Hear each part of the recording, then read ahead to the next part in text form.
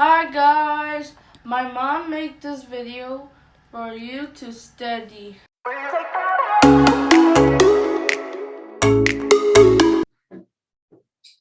Good day, everyone. In this video, we will be talking about globalization and its significant aspects. And our aim is that at the end of the lesson,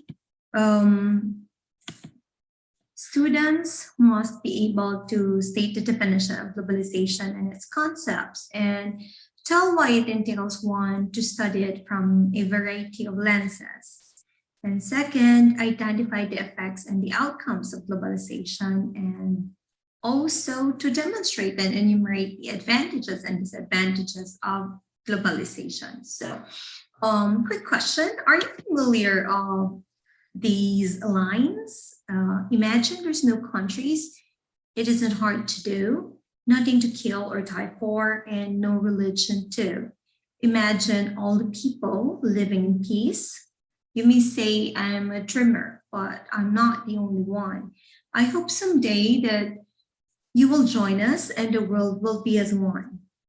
So these lines are actually the lyrics of the song Imagine by John Lennon of the ever famous band Beatles. And this song verbatimly talks about how it is to be globalized and how it is to be living in a globalized world. So moving forward, in these lessons, we will answer the following questions. So by answering these questions, we will be discussing the different aspects of globalization and also some lenses in order for us to fully appreciate and to have an in-depth understanding of what globalization is. So, first question is that what is globalization? And then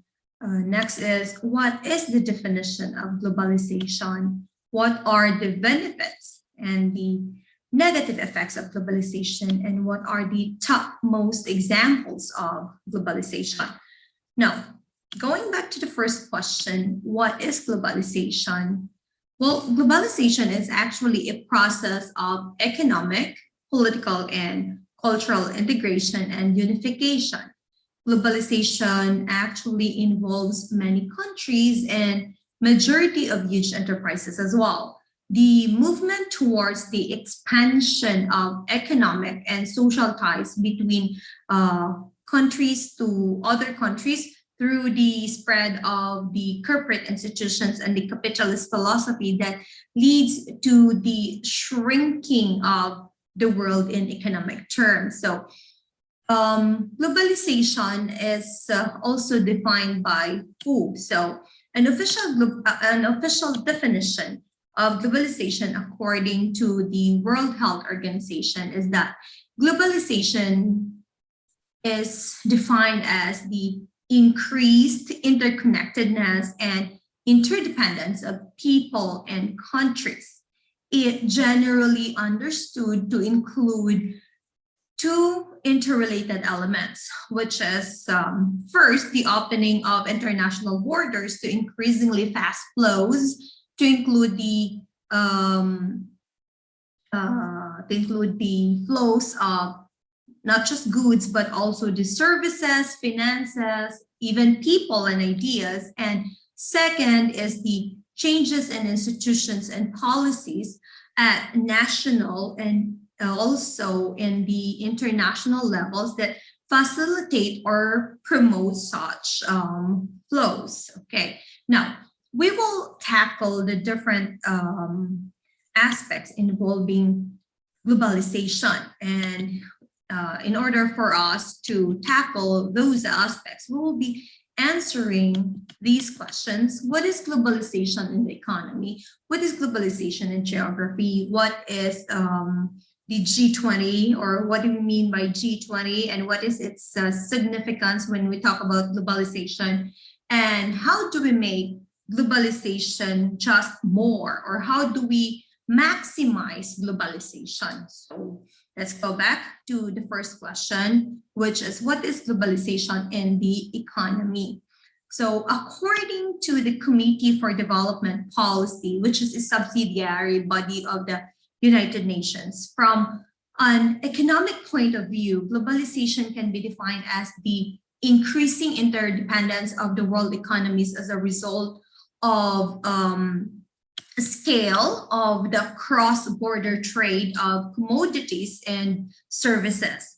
It pertains also to the flow of international capital and the wide, rapid spread of technologies.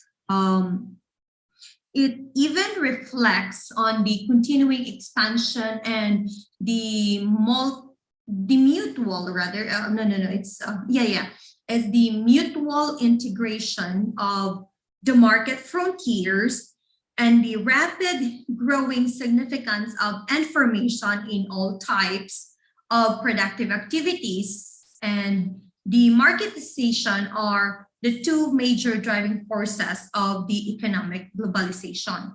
So that is actually what we mean by globalization in the economy. So a moment.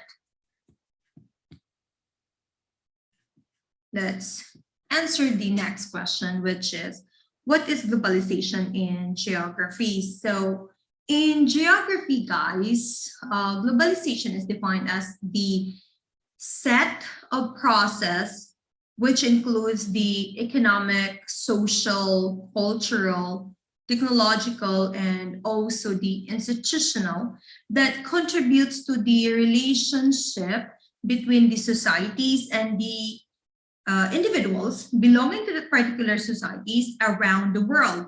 Now, it is a progressive process by which exchanges and flows between different parts of the world are very much intensified. Okay, now let's move forward to the next question, which is what is G20? Yeah, what is G20? So the G20 is a global bloc which is composed by the governments and the central bank governors from 19 countries and the European Union.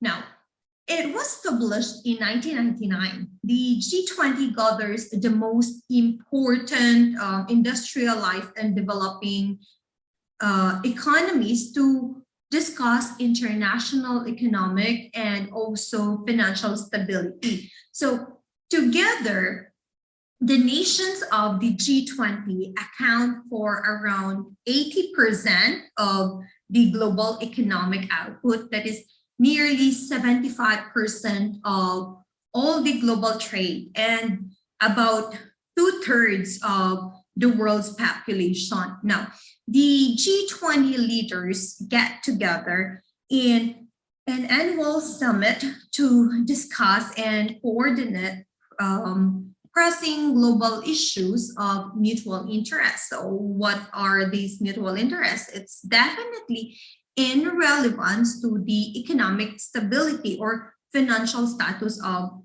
the different countries. So though economies and trade are usually the centerpieces of each summit's agenda, issues like climate change, migration policies, the future work, or the global wealth are recurring focuses also when they will have the G20 summit. So since the G20 leaders represent the political backbone of the global financial architecture that secures open markets, so orderly capital flows and a how do you say this one? A safety net for countries in difficulty. It is often, thanks to the bilateral meetings during summits that the major international agreements are achieved and that globalization is also able to move forward.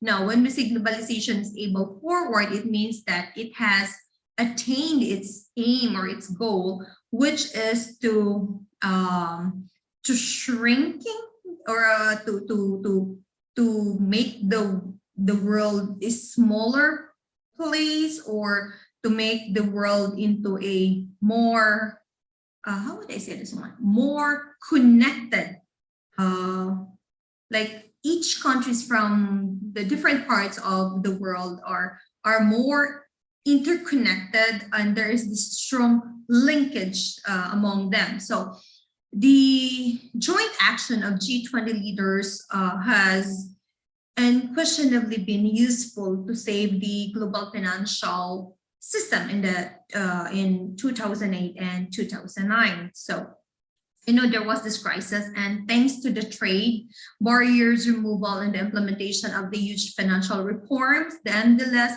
the G20 was been struggling to be successful at coordinating monetary and fiscal policies rather. Now, they were unable to root out tax evasion and also corruption among other downsides of globalization. So as a result of this and other failures of the G20 in coordinating globalization, popular nationalist movements across the world have been, defending countries so that they should pursue their interests alone or form a more fruitful coalitions other than the G20 organization. So the next question is, how do we make globalization more just, or how do we amplify globalization? So the abilities of countries, most particularly those hegemonic countries, to rise above narrow self-interest has brought unprecedented economic wealth and plenty of applicable scientific progress. So when we say scientific progress, this also includes the technological aspects of the progress that took place around the world. So, however, for different reasons, not everyone has been benefiting the same from globalization and technological change. So, as we all know that we live in a third world country, globalization is happening in our country, that's for sure. However, if we will compare ourselves to other countries, especially to the hegemonic countries, then we would see that there is really this very less development in our country. Hence, we are benefiting less as compared to the hegemonic countries when it comes to the aspects or to the benefits of globalization there. Now, according to Christine Lagarde, who is the former president of the International Monetary Fund, she said, debates about trade and access to foreign goods are as old as society itself. So again, according to Christine Lagarde, she said, debates about trade and access to foreign goods are as old as society.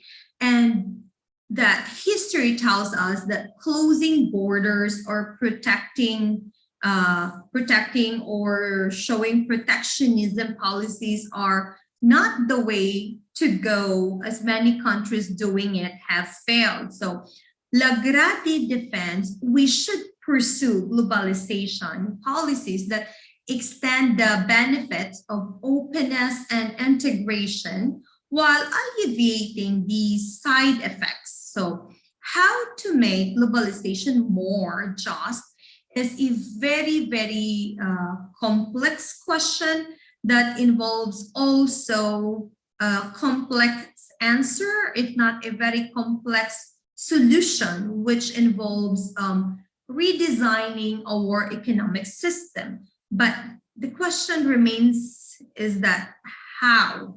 Okay, so that's the question. How can we do it so?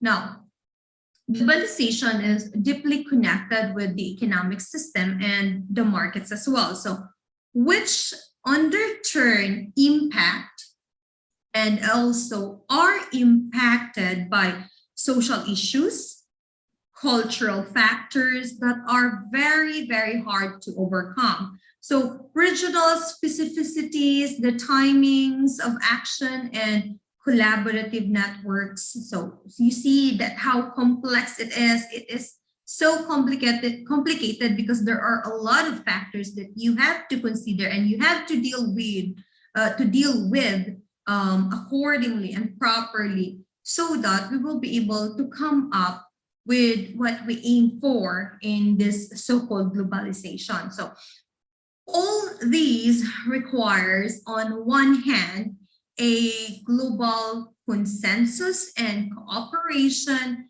and on the other hand, it also includes country-specific solutions, apart from from a good definition of the adjective just. So again and again, I will keep on saying this: globalization is a very complex process. There are advantages, a lot of advantages, if we would embrace its openness, if we would embrace its being interconnected and being integrated. However, it's a complex process that we have to deal with. And so when we say, how do we make globalization more just? The question will be answered with the three-letter word, and that is how. So how do we make it? Okay. I think I keep on roaming around the bush, because I just keep on saying it is very complex process. It's very complicated. And so if we would answer the question how, then I will go back to the phrase that I mentioned a while ago. It is a complex process that entails a lot of factors, sensitive factors, big factors that we have to consider and that we have to deal with accordingly and properly. Okay, so let's move forward now to another topic, which is very important about globalization, and that is to answer the question, when did globalization begin? Now, to answer that one,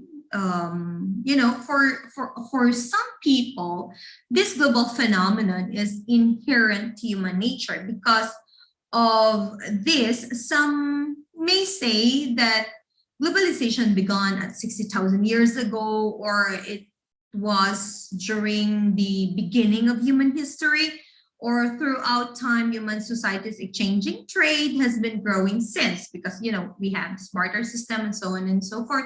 And so globalization exists since the very, very old times, in many different civilizations, and this has also developed commercial trade routes and experienced cultural exchanges, and as well as the migratory phenomenon has also been contributing to this population, this populational exchanges. And not just the populational exchanges, it also includes merchants, such as goods. And by doing so, we are impliedly or unknowingly or unconsciously also exchanging our culture from one nation to another, or from one country to another. Hence, the process of globalization is already taking its place unknowingly for us, or unknowingly for the people, for our ancient people, or from the people in the olden times. So as I've mentioned a while ago, this phenomenon has continued throughout history, and so notably through military conquests and exploration expeditions. But it wasn't until technological advances in transportation and communication that globalization has, speeded up. And it was particularly after the second half of the 20th century that the world trade accelerated in a very, very, very fast dimension, and that the speed is really, really, really that fast. So changes, there's a massive changes. Okay, there's and when we talk about the massive changes, it involves the very, very intense speed that the term globalization started to be commonly used. Okay, so we already answered the question, when did globalization begin? Let us now talk about the very topmost examples of what globalization is in order for us to have a deep sense, or in order for us to grasp a better understanding of globalization, and also in order for us to appreciate the process of globalization. So let's move to the next slide. There you go. Okay, we will be using this concept map. This concept map here in the slide will tell us or will show us different examples of globalization. Okay, so of course, as you can see here in this area on the topmost, of course, primarily, we have globalization, and it is being followed by economic globalization, financial globalization, cultural globalization, and so on and so forth. So first, we will be talking about economic globalization. Now, when we say economic globalization, is actually the development of trades and systems with transnational actors, such as, you know, corporations, the non-government organizations. Now, when we talk about corporations, we are actually referring to the multinational corporations, okay, which, you know, operates from one country to another. And the best example that we could have here in our country is, you know, probably, you know, Coca-Cola. What else? You know, the famous companies, clothing companies that we have. You know, the brands that we wear that actually came from other country, and then it is being transported here to our country. Or if you are familiar with the MEPSA in Lapu-Lapu City, they are actually a factory which is owned by an international company. So they manufacture Adidas, Nike, but then after manufacturing that one, that would be shipped back to the US, to the mother company, wherein it would have its final process, and then it would be exported to the different places all over the world. So that is economic globalization. Now let's move forward to financial globalization. Now, when we say financial globalization, it can be linked with the rise of global financial system, with international financial exchanges, and also with the monetary exchanges. So this has something to do with our stock markets, for instance, are a very great example of financially connected global world. Since one stock market has a decline, it affects the other markets negatively, as well as the economy as a whole. So for instance, we are just ordinary citizens, but we make it as our hobby to invest in stock market, because mind you guys, investing in stock market is also quite a gamble. Sometimes when the stock goes down, so the prices goes low. So what would happen now is that you have to grab the opportunity, so that you will be having more shares for that particular company. However, when it goes up, then good for you, because you bought it in a very low price. But mind you guys, sometimes it could collapse. So even if you have already, let's say you bought it in a good price, but sometimes when the economy collapses, the same goes with the stocks, and so you could just, you know, just say goodbye to the money that you have invested. So as I mentioned, it is a gamble, and it creates a domino effect from one stock market to the other. For instance, oil. Okay, now If the prices of the oil rises, it definitely affects the other products that we may have. Why? Because all products be transported from one place to another. Hence, when the prices of oil rises, most definitely the prices of other products would definitely rise. Hence, ladies and gentlemen, um, it affects other markets negatively or the economy as a whole. So that is what financial globalization is. Okay, so there you go. Now let's talk about the cultural globalization. Now, when we say cultural globalization, it actually refers to the wait. The very exact word is that it refers to the interpenetration of cultures, okay?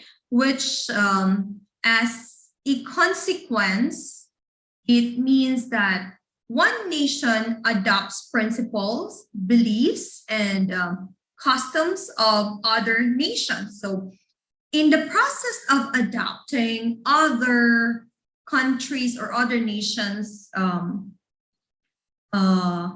beliefs, principles, or customs, then the nation adopting such will be losing their unique culture to a different or to a globalized supra culture. Okay, so that is why, ladies and gentlemen, I will strongly encourage each one of us that even if we are embracing globalization, we have to value our own Filipino culture. We have to preserve our own ideals and our principles, and including our beliefs, our customs, our traditions, because it is very vital in giving us our identity as a Filipino nation. And it makes us very unique and distinctive from other nations as well. So there's nothing wrong with embracing changes, with embracing new cultures. But what I am saying here is that let us preserve our own culture. Let us not lose it in the process of adopting a new one. So I hope you get what I'm saying here. Now, let us move forward to political globalization. Now, when we say political globalization, it's quite complex because the development and the growing influence of international organizations such as the United Nations, the World Health Organizations, means governmental actions takes place at an international level. So there are other bodies operating a global level, such as the non-government organizations like Doctors Without Borders or the Oxfam. Now, um, when I say the development and growing influence of international organizations such as the UN and the WHO, means governmental action takes place at an international level. It's like adhering to their principles, adhering to their bylaws, so that we will maintain our membership with the United Nations. So we will have our own principles, we will have our own set of rules and regulations as a nation, as an independent nation, as an independent state. However, we have to adhere also to their principles, to their bylaws as a member of that particular political organization, political global organization rather. So there. Now let's move forward to sociological globalization. When we say sociological, oh my God, what am I saying? I was talking about sociological imagination. And no, sociological globalization. Oh, sorry. Again, let's talk about sociological globalization. Now, when we say sociological globalization, the phenomenon by which millions of people are interconnected, and okay, so it is the information that moves almost in real time together with the interconnection At the same time, there is interdependence of events and their consequences. So people move all the time. And when people move all the time, they are mixing and they are also integrating different societies. Hence, there is this process of sociological globalization. So that is sociological globalization. Now, let's talk about technological or globalization. So when we say technological globalization, this is the phenomenon by which millions of peoples are very interconnected to each other thanks to the high technology that we have right now, and thanks to the digital world via platforms such as the social medias that we have: Facebook, Instagram, TikTok, Skype, YouTube. So when we say technological globalization, it just directly refers to how interconnected we are, regardless of the distance that we are apart, no? Like living from one edge of the world to the other edge of the world, but we cannot see the distance because we have the technological globalization that interconnects us anytime, anywhere. So there. Now, let's talk about another concept, which is the geographic globalization. Now, when we say geographic globalization, it is actually the new organization and the hierarchy of different regions of the world that is constantly changing. So moreover, with transportation and flying made so easy these days and even affordable, apart from few countries with demanding visas, it is also possible already to travel the world without, barely any restrictions. But we can experience that one when the mandates for the border restrictions will be lifted, when this coronavirus pandemic will be over. We will be able to appreciate more the geographic globalization, because as of this moment, since we are submerged into this pandemic, some borders are closing and some countries are implementing strict measures, in order to safeguard the safety and the health security of their citizens, which is actually good. And our country should have done the same, so that we could have prevented the proliferation of the pandemic, of this virus, the coronavirus.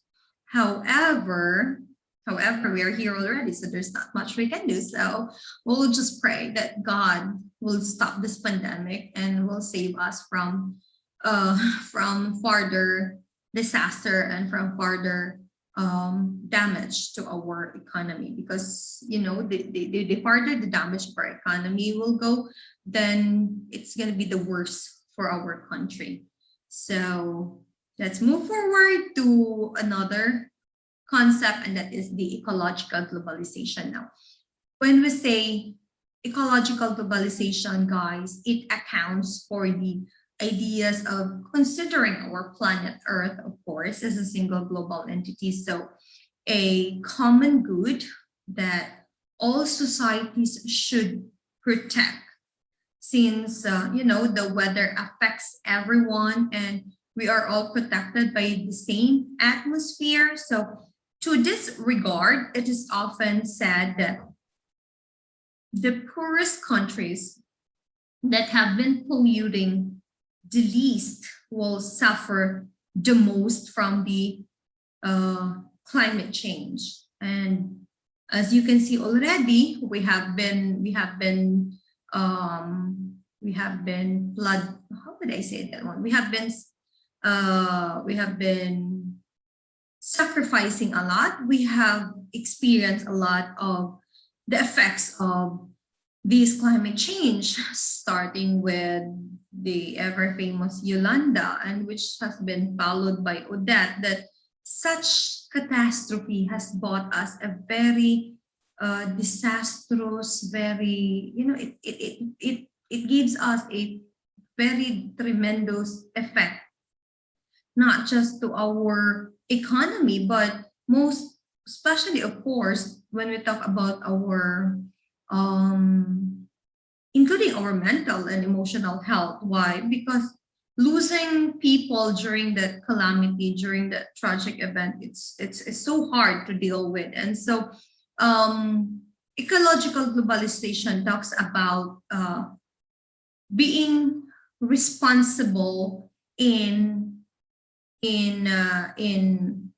maintaining our habitat, in doing something in order to preserve Mother Earth, so that we will be able to lessen the tremendous damages that has been brought about by climate change, regardless as to what society you came from, regardless as to which country you are, you have to do something. So that is ecological globalization. And guys, I encourage you to, plant trees wherever, whenever you can, so that in our very own simple way, we could at least uplift our status, and we would be able to help in our own little way to eliminate the problem of climate change. So there, we're done discussing this concept map of globalization. Now, let us move forward to another topic, and that is the advantages and the disadvantages of globalization. So we will start with the advantages. Now, mind you guys, globalization gives us many advantages, but at the same time, it also gives us a lot of disadvantages. So let us now make an in-depth study on the advantages and also with the disadvantages of globalization. So first, we will be talking about the advantages. Now, as a result of globalization, we all enjoy many advantages, and these are the transfer of technology, better services, standardization of living, development of infrastructure. Also, we have foreign exchange reserves, we have economic growth, and we have affordable products, and we have the contribution to the world GDP growth rate. And lastly, we have extensions of markets. So one by one, we will discuss each advantages. So to start with, we will be talking about the transfer of technology. So when we say transfer of technology, it is actually throughout the globe, and it is good for us. Any country can borrow the technology through the agreement and can also implement in their country, in their overall development. So we can communicate each other easily from any part of the globe by using the advanced technology at a very minimal cost and time and efforts. However, because again, we belong to the third world country, although we have this technology already, but let us just, be very mindful in comparing ourselves to the first world countries. Okay, so we belong to the global south. We have to be very careful in comparing what the global north is, because we are a small country. We don't have the power of the hegemonic countries. And so let us just be thankful and grateful for what we have and acknowledge it and savor it. And let us not be bitter for what we have. So that's what I'm saying. So let us minimize our complaints about our very, very slow internet connection. It is something to do with our government system. And if we want that one to be better, then we have to do something about it. If we want to have the said development with other countries, then we have to do something about it. We have to change our system. We have to change our governance system, which is very corrupt there.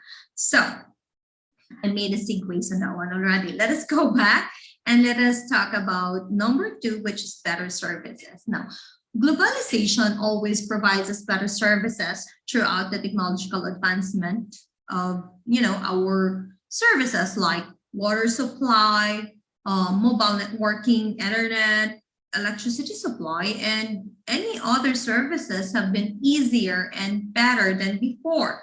So these services, as you know, they give us comfort and convenience and easy access, not just to the internet, but throughout the other services that we could have all throughout the globe, and that is the good result of having globalization. That is a very good result in embracing globalization. Okay, now the third one is the standardization of living, which is the integration of economies as the key process of globalization.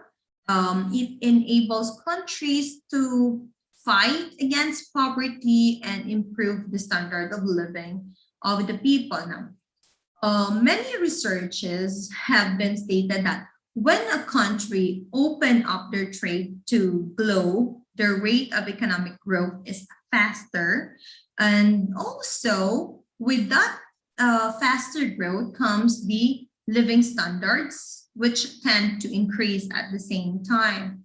So opening up our nation to a globalized economy gives us a fast economic growth, and at the same time, it also tends to increase our living standard. So number four is the development of infrastructure. Infrastructure. Again, development of infrastructure.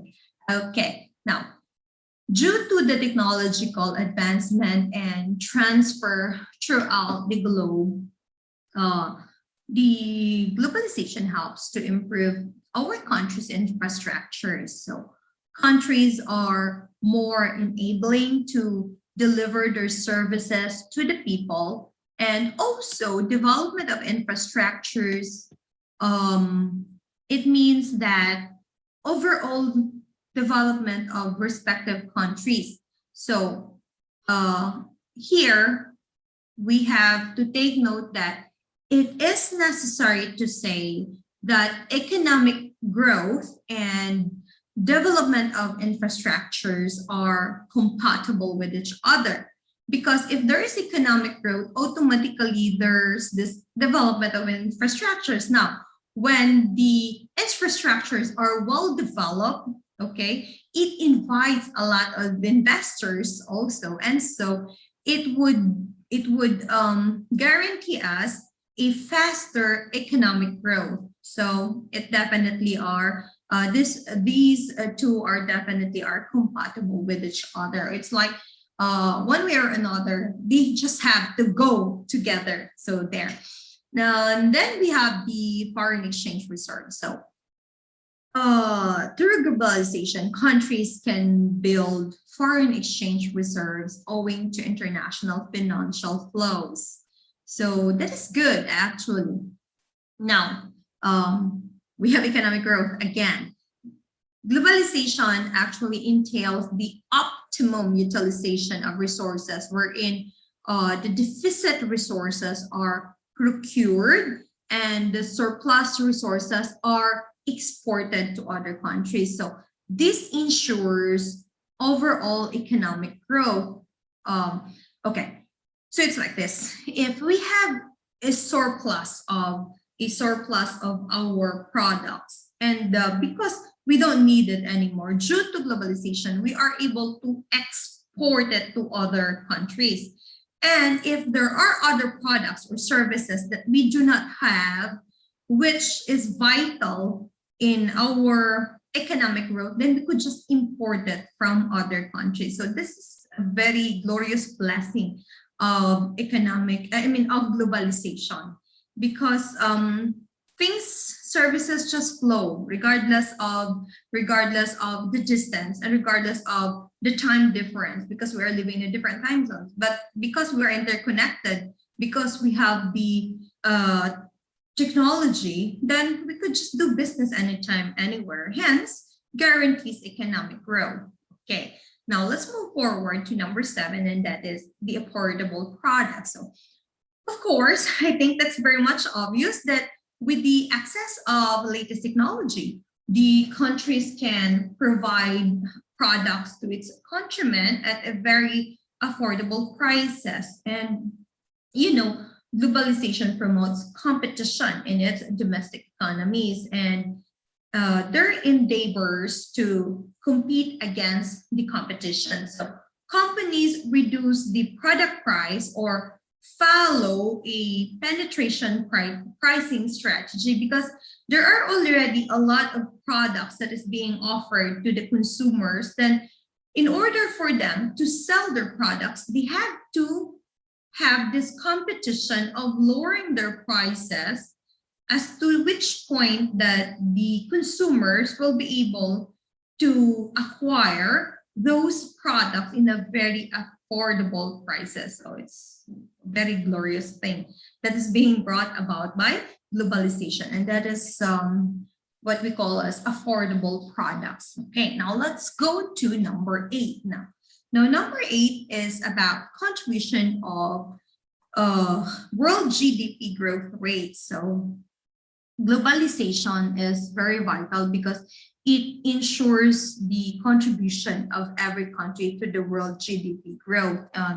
Even the smallest countries or even countries belonging to the third world category are still contributing to the world GDP growth. So everybody's contributing, and so everybody is also benefiting, which is actually good, a fair play for everyone. Okay, and lastly, we have the extensions of market.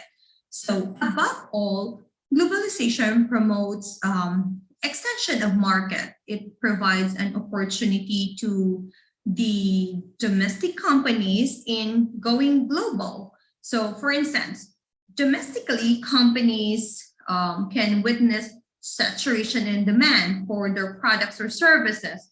But through globalization, the domestic companies can sustain and satisfy the growing demands of foreign customers. So that's just it. There's this extension of market. We are no longer limiting our product to the consumers domestically or locally.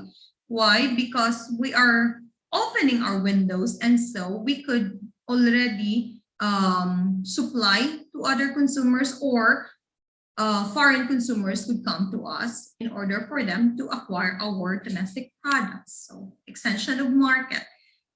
And that's it. Those are the 9 disadvantages of globalization. Again, those are transfer technology, better services, and standardization of living, development of infrastructures, foreign exchange reserves, economic growth, affordable products, contribute to world GDP growth rate, and lastly, extensions of market. Now, let us move forward and talk about the disadvantages of globalization. Well, the globalization just keeps on doing well, and it just keeps on getting better. It keeps on benefiting us, but also it has its downside. So not everything is good. There is also these bad effects of globalization. So it impacts us in multi-dimensional ways. So again, there is this disadvantages, and these are the growing inequality, increasing of the unemployment rate, trade imbalance, and environmental loops. Okay, so one by one, we will discuss each, starting with growing inequality. So what do we mean by this? How can it happen that there is growing inequality? Okay, so it's like this. Globalization can increase throughout the world by increasing specialization and trade. So although specialization and trade boosts the per capita income, it may cause relative poverty as well. So to illustrate this one, we'll take an example. all dominated multinational corporations in the world are located in the United States. All these companies are buying cheaper labor from developing or underdeveloped countries for their product manufacturing or assembling. China, India, and Africa, even in the Philippines, as I mentioned a while ago, if you were listening, are prime examples of these developing countries. So they produces expensive products, but they do some importation of the labor at a very cheap cost from the developing countries. So again, those companies coming from these countries for cheap labor, they are also deprived of the countries from the American people from work. So it appears that relatively poverty is being created in developed countries as well. Okay, I hope you get what I'm saying here. Okay, I'll give you another example. BPOs. Okay, American companies are outsourcing their labors. So now we have a lot of call center agents working for companies in the US. What happened is that it provides us employment, but at the same time, it deprives their people of labor. Okay, and if you would recall, Donald Trump was so loud about it that American companies should be for Americas, or American work should be given for Americas, and so he is so anti-migration and anti-exporting services. But it is not just all good. Why? Because yes, it provides us employment. However, they pay us in a very cheap cost as compared if they would hire their own people. And that is exactly the reason why we would rather outsource, because they could lessen the cost of labor. They could lessen the expenses for the labor of the production of their product as compared to hiring their own people in their own country. So there, growing inequality. Now, number two is increasing of the unemployment rate. Now, globalization can actually increase employment. At the same time, it can increase unemployment rate where people are getting jobs. How is it possible? Okay, so here's the explanation. Globalization demands for higher skilled, higher skilled work with cheaper price. Okay, they demand a higher skilled work at a cheaper price. But countries where institutions are relatively weak are not capable of producing highly skilled workers. As a result, the unemployment rate is increasing in those countries. So when many foreign companies invest heavily in developing countries, they hire employees from that country, and in some cases, their salaries are very lower than the developed countries. This is what I've been saying a while ago when I was talking about the BPOs being outsourced in our country. So, moreover, the demand for these employees in developed countries is very low, and the emergence of global economic crisis, their jobs are at risk of losing as well. So, growing inequality and also increasing of the unemployment rate. Now let's go to number three, which is trade imbalance.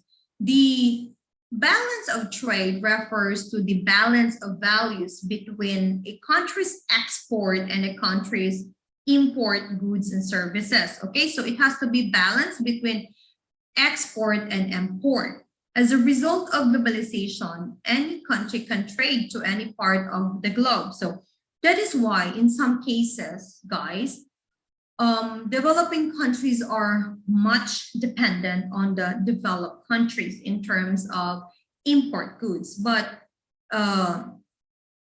their export capabilities are lower than import. So the trade imbalance has been occurring. In our case, we used to export rice, but these days we are so dependent, and so sometimes we are already importing rice from Taiwan. So that is very disappointing. We could be the number one agricultural country because of the good climate that we have, but because we tend to be so dependent with the developing countries, okay, yeah, there is this very negative aspect also with establishing good ties with the developed countries. We become dependent to them, but I'm not saying that Philippines is totally dependent. We are independent, but in some aspects we are dependent. So that is what I'm saying. Please don't get me wrong. Okay, so the trade imbalance refers to the imbalance of values between a country's import and export goods and services. So when there is this imbalance of values between a country's import and export goods and services, it is also called as trade deficit. So trade imbalance may be increased in the developed countries by their competitors, and in the developing countries, it could be increased by the developed countries who are very much manipulating the developing countries. So there. And lastly, we have the environmental loots. Now, the pace of industrialization is increasing as the result of globalization. Now, industrialization, guys, boosts the economic growth, but at the same time, it exhausts, or it also gives harm to the environment as well. So globalization roots from the nature, and it is very harmful to our environment. So for example, it's like this. Let's say we have Coca-Cola. It is the world's leading soft drinks or soda drink company. Now, this company consumes a huge amount of water of making soft drinks, making their sodas.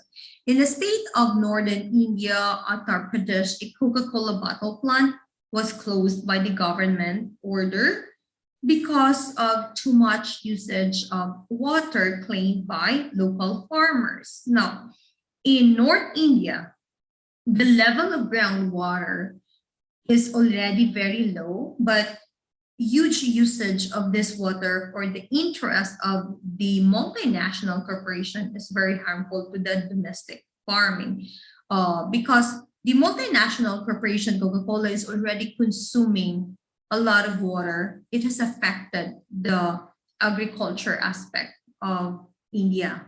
Farmers has been devastated because their plants are being deprived already of the water, which is very much needed for the plants to grow. So farmers are then complaining about it. So the government of India has to do something about it. And so they closed the multinational corporation Coca-Cola in their place. So, multinational corporations use the natural resources of different countries extensively for their personal gain. And also, they use fair use chemical industries, which are very harmful to our health by, polluting the soil, the water, and the air. Sometimes we do not know it, but they're using chemicals already that little by little has already poisoned us in a way that those wastes that they produce are being thrown to the water or to the sewage, and so it goes to our water, and unknowingly our water are already being polluted. Hence, it becomes a hazardous to our health because pollution means poison, and poison means it could kill us, and sometimes we just don't know it. So that is the environmental loss. Now, let's have a conclusion to the discussions that we have for this session. Globalization means the speed up of movement and exchanges of human beings, goods, services, capital, technologies, or even cultural practices all over the world. And one of the effects of globalization is that it promotes and it increases interactions between different regions and populations around the globe. So from one country to another, it creates link, a very strong link that it intertwines us regardless of the distance that we have, because it produces a very strong connectivity, and it integrates nation from another nation and towards another nation. So from the above discussion on the advantages and disadvantages of globalization, it can be said that the list of the globalization's benefit can be easily lengthened. However, there are some disadvantages, and so we have to be very careful as well in embracing globalization. Okay, we have to embrace the glory, which are the benefits, but we have to be cautious. We have to be very careful with the disadvantages that it would bring to our country. So according to the critics, the process did not benefit the poor. So the impact of globalization on the environmental protection is not too great, and it did not stabilize the global economy. So the the advantages should not be, the disadvantages should not be overlooked by the advantages. We have to be very cautious in everything. So the policies formulated by the International Monetary Fund, by the World Bank, and by the World Trade Organization, it only served the interest of the developed world.